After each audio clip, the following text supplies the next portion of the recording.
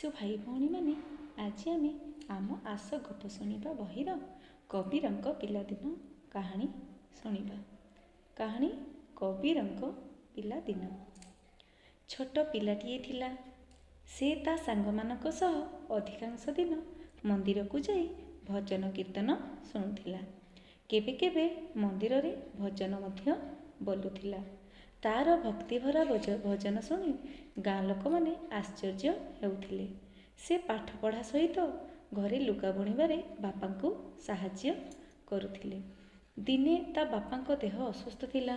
माँ कहिले, पुअरे आज तू हाट को जीवु, लुगापटा बिक्री करी जहा पैसा पाइबु सेथिरे चाउल आनिबु। घरे चाउल मोटे नाही, चाउल आनिले रंधा हेबो।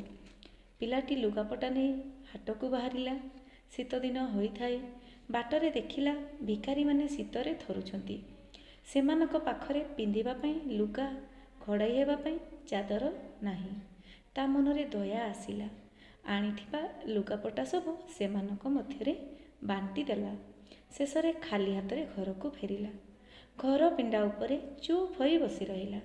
भाबिला, माँ चाउल आनिबा कथा पचारिले कौन कहिबी, किंतु माँ ताकू किछि पचारिले नाही, बरं श्रद्धारे ताकू खाइबाकू डाकिले। से आश्चर्य होई पचारिला, तुमे तो कहुथिलो घरे जमा चाउल नाही, मु तो चाउल आनि नाही, रांधिल केमिति? माँ कहिले, किरे एमिति कौन कहूछु, तू तो गोपाल हातरे चाउल ओ सौदा पठाइथिलु।